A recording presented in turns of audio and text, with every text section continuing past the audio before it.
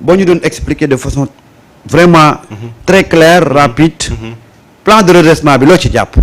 alors plan de redressement bi boo ko doon loo si jàpp mooy dañoo bëgg yëkkati jubbanti suñu réew. mais dañ ko bëgg basé suñu ay doole. maanaam bëgguñu jéebaane parce que ku la aal ay bët wax la fooy xool. absolument donc dañoo bëgg plan de su ma ko doon tënk rek. plan la boo xam ne dañoo bëgg yëkkati suñu koomu réew. mais dañoo bëgg xaalis bu ñu ko yëkkatee. mu jóge ci ñun. mu nekk financement interne. tout à fait ba nga xam ne tu as la main. parce que nit bu la lebalee xaalis ne la li ma la lebal kat dama la ko lebal mais dugal ko fii dugal ko fële tu n'as plus la main. te loolu bëgg état africain yu bëri la mën seen problème. donc ñu dañoo bëgg redresser réew mi mais comme bu ñu ko bëgg redresser. dañ ko bëgg jëlee ñun si dëkk bi. tout à fait entre autres ci yenn am na yenn ci fiscalité bi. par exemple wax nañ la. taxes yi ñuy teg ci jeu de hasard yi. mun nañ ci def taxe boo xam ne mun nañ ci am dara renégociation des contrats miniers. nu mu tudd taxes yi ñu mën a teg ci transfert d'argent yi. donc macha allah c'est un régime qui fait preuve d'initiative et d'innovation. parce que bu njëkk ba nii dañoo tënk rek foo ne xaalis bi fii lañ ko war a jël da nga war a dem leb FMI leb fële mais il faut dañoo bëgg wane ni que ñun war nañ mën a en tout cas. am koom bu ñu jëlee suñu réew bu si ñëpp jàppee donc loolu daal la su ma ko doon tënk de manière très simple dañoo bëgg yëkkati jubbanti économie réew mi suñu koom mais koom boobu nag dañ ko bëgg jubbanti si ñun loo xam ne si dëkk bi lay jógee les ressources endogènes waaw endogènes c'est-à-dire lu ci bëri xaalis bu bëri bu ñu ko bëgg jubbantee si Sénégal lay jóge mais duñ ko dem lebi feneen ñu teg ay maanaam ay tegal la intérêt bu bëri donc loolu daal mais à l'état actuel de la situation du pays yaakaar ngeen ne mën a nekk si impossible n'est pas Pastef waaw loolu laay wax ndaw ñi dama ne leen boo leen nekkee ci mbir mu dëgër fàttaliku leen fi ngeen tolloon ba nekk ci nguur gi c'est-à-dire xam nga nit moom sa histoire sa vécu toujours dalay permettre nga mën a on va dire puiser des forces wala boog vécu keneen ñun yàlla suturaal nañu wax dëgg yàlla balaa ñu egg ci nguur gi metti woon na tolloon nañ foo xam ne am na ñoo xam ne gëmatuñu woon sax que ñun nañ mën a nekk ci nguur gi donc pour man loolu expérience la ak vécu la boo xam ne man je suis convaincu que nous allons réussir pourquoi parce que nous avons traversé des moments plus difficiles où on a fait preuve d'initiative d'agilité et donc instant bi ñu nekk di yore réew mi pour man li ñu traversé moo gën a metti donc si on détermination boobu ñu amoon bu ñu nekk opposition bu ñu ko defee je suis convaincu que nous allons réussir man awma ci sikki sàkka maintenant nag on l'a appris bi ñu nekk dans l'opposition àdduna dara xewul sotti et comme ay nit lañ xamuñu luy xew ëllëg mun nga am benn plan nga ne man ka damay jaar A B C D am benn dara lu xew mënatoo jaar C mais il faut faire preuve d'agilité maanaam nga bañ a tënku ne fii laay jaar par force et je pense que ñun loolu jàng nañ ko bi ñu nekk opposition c'est-à-dire nous avons une vision claire xam nañ fi ñu bëgg dem on a un plan clair mais nous sommes agiles c'est-à-dire en fonction de ce qui va venir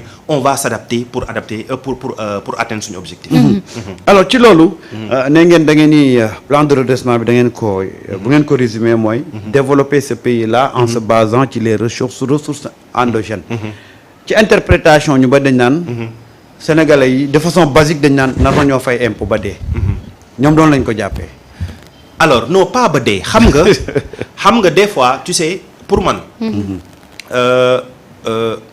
gis nga fayum l'impôt dafa nekk lu am solo ci réew waaye nag d'accord en amont il faut que sénégalais yi xam ne yëg ne l'impôt boobu ñuy fay mu ngi delluwaat ci ñoom bu nit ñi xamee loolu rek ils seront prêts à payer xam nga lan moo bon ñu fay l'impôt nga gis ay politiciens ñu sàcc xaalis boobu tu te dis que man je travaille pour ces gens-là man je suis dans le privé chaque weer ñu dagg 1/3 de mon salaire mais je me dis mais des fois boo gisee politiciens yi di fooyee xaalis bi da lay metti mais bu fekkee l'impôt boobu delloowaat nañ ko réew mi comme ñun lu ñu bëgg def Sénégalais nañ xam ne man kat je contribue au développement de mon pays donc réew nag comme ni ko président Ousmane Sonko di waxee ñëpp koy defarandoo du c'est pas un groupe d'individus il faut juste que ñu nekk ci kaw nag il donne le bon exemple c'est-à-dire il faut que ñu mën a téye xaalisu réew mi bu baax bañ ko foowee parce que lu dagg impôt ay nit ñuy fooyee xaalis loolu moom erreur te ñun dañoo jël engagement boobu et je pense que le président l'a dit barki démb rek donc voilà du ñu fay ba l'impôt mais il faut que chacun contribue et xaalis boobu ñuy contribuer ça va permettre à bâtir le Sénégal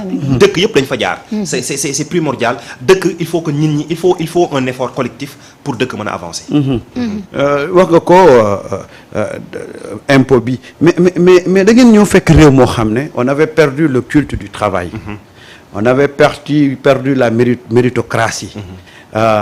Corruption bi mu ngi gangréné fu nekk. Comment vous comptez quand même créer ce putsch là ci askan wi ba ñu mën a renverser la tendance. mooy déjà luy anglais yi tuddee leading by example mooy gouverner par l'exemple. parce que boo dee njiit. soo bëggee ñi nekk sa ginnaaw nangul la topp la tu dois donner le bon exemple. Et je pense que aujourd'hui ñun autorités ñu ngi koy def au fur et à mesure. Tout ne peut pas se régler en un seul jour. C'est clair. Waaw le président wax na ko keroog par exemple dans le cadre de la rationalisation des trucs des dépenses de l'État am na plan pour merger yenn agences yi. Donc pour ni ñu ko bëggee def daal mooy donner le bon exemple. Donner le bon exemple pour nit ñi comprendre que ñii kat ñu ngi donner le bon exemple. Donc nous serons aussi dinañ leen suivre pour man c'est ce qu'il faut faire. Il y aura des parce que rien de grand ne se construit dans la facilité. Pour man ñun premier exercice bu ñu njëkk def. mooy dañoo ñëw tenir un langage de vérité au Sénégal. C'est-à-dire dama koy wax gars yi on pouvait faire du Macky Sall sans Macky Sall. mais loolu donc ñun pourquoi ñu fi ñëw.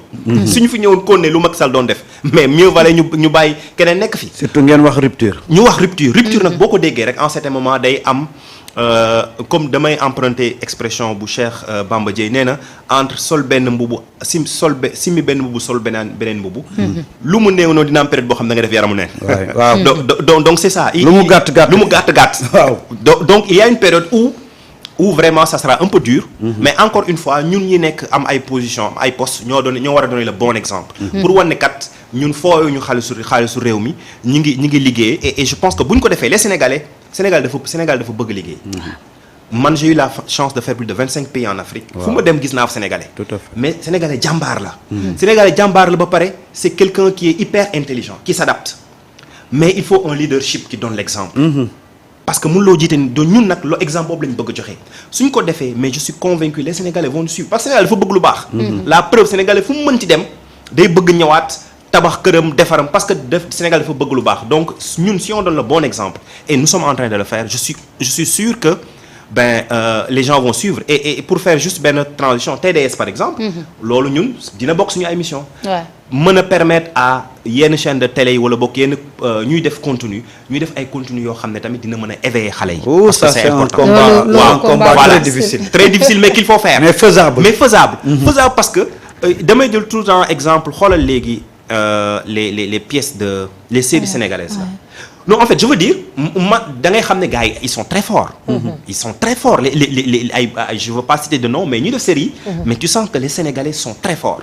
Maintenant, il faut peut-être ñu gën leen peut-être à travers des subventions, mais jàppale leen dire par exemple faites des contenus qui parlent de la Dior, qui parlent de Cheikh Ahmadou Bamba, qui parlent de nos trucs. Ils peuvent faire des choses très yoo xam ne day am solo et derrière nos enfants vont écouter ça, vont regarder ça et ñoom bu ñu màggee ak mind ak état d'esprit boobu c'est sûr que ils feront mieux que nous. loolu chantier bu mag a mag. waaw mais faisable. parce que d'habitude yu ñuy gis dans les séries. nekkul loo xam ne dina mën a yar suñu njaboot. tout à fait mais moo tax nag ñun suñu rôle encore une fois c'est déjà de permettre à ce que la télévision soit accessible partout mais à ce que ñu encourager ñoo xam ne dañuy def ay contenus yoo xam ne déjà c'est en accord ak ñun le plan qu'on propose aux Sénégalais mais aussi en accord avec les valeurs sénégalaises. Et loolu bu ko xale yi màggee nag ça va leur donner des armes parce que loo ci mënti dégg nag tamit il y aura toujours ay contre-propositions. Donc mais yow boo yaree sa njaboot boo yaree sa jeunesse ba ñu am ay base après fu ñu mënti dem ak lu ñu leen mënti jox dinañ mën a apprécier lu ñu am ba pare et dinañ mën a natt loolu ñu leen jox. C'est important. C'est important d'autant